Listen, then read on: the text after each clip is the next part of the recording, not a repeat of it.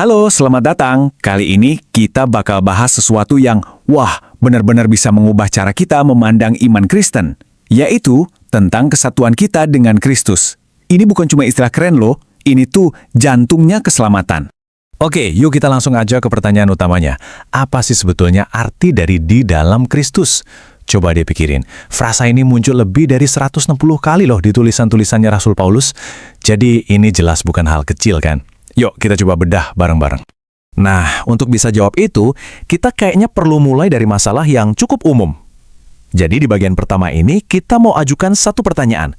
Jangan-jangan pemahaman kita soal Injil selama ini terlalu sempit. Coba jujur deh, seringkali kalau kita ngomongin keselamatan, yang kepikiran itu kan kayak semacam paket ya. Dosa diampuni, dapat tiket ke surga, terus hidup sekarang jadi lebih baik. Dan jangan salah, itu semua benar banget dan luar biasa. Tapi, pertanyaannya, apa cuma itu aja? Alkitab sebenarnya nunjukin ada sesuatu yang jauh lebih dalam dan radikal dari sekedar itu. Nah, di sini nih letak pergeseran fokus yang penting banget. Seringkali kita mikir Injil itu soal apa yang Kristus lakukan untuk kita. Tapi intinya lebih dalam lagi, yaitu tentang siapa diri kita yang baru di dalam Kristus.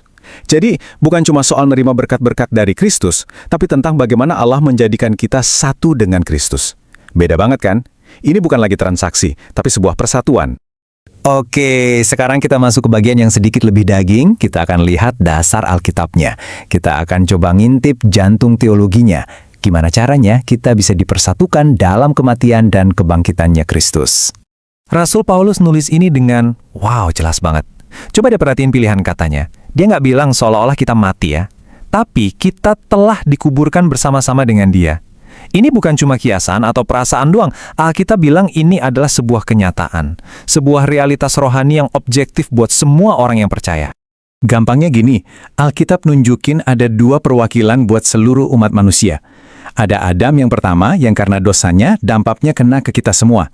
Nah, terus ada Kristus yang disebut Adam kedua. Kebenarannya itu yang justru diberikan kepada semua orang yang bersatu dengan dia.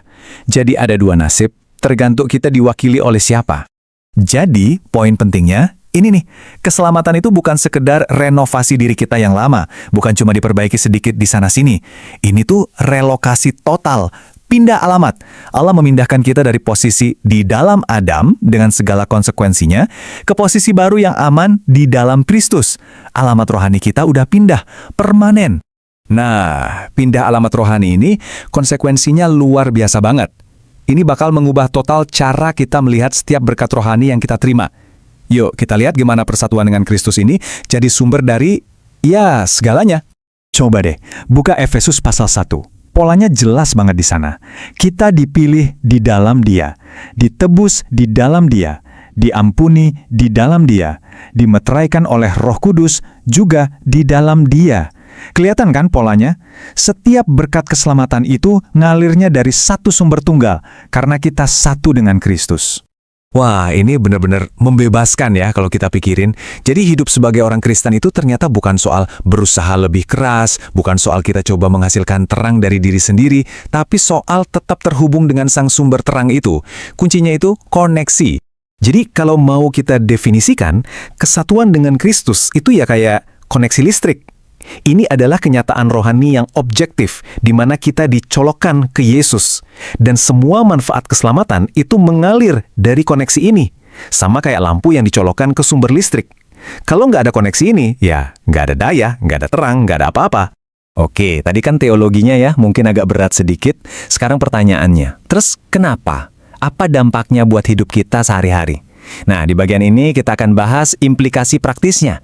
Gimana persatuan ini ngasih kita identitas dan kehidupan yang baru. Pernyataan Paulus di Galatia ini radikal banget.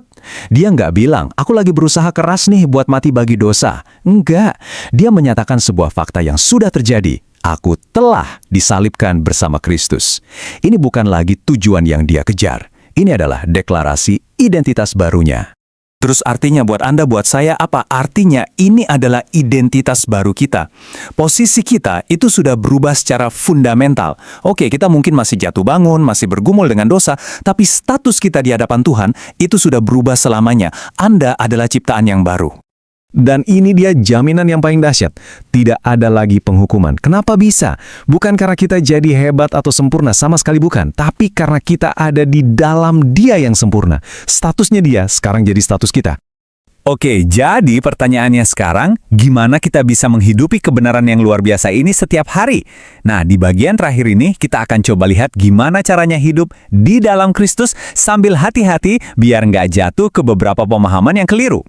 Gampang banget loh kita mengecilkan arti doktrin yang sebetulnya kaya banget ini. Ada 3 jebakan yang perlu kita hindari.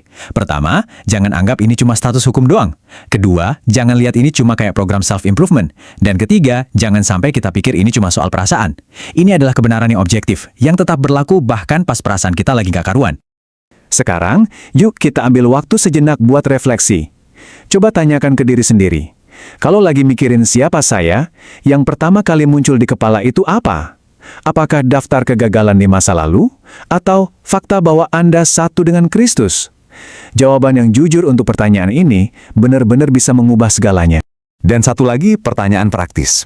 Waktu Anda lagi berjuang melawan dosa, apa yang jadi andalan? Apakah cuma kekuatan tekad sendiri, pokoknya harus bisa?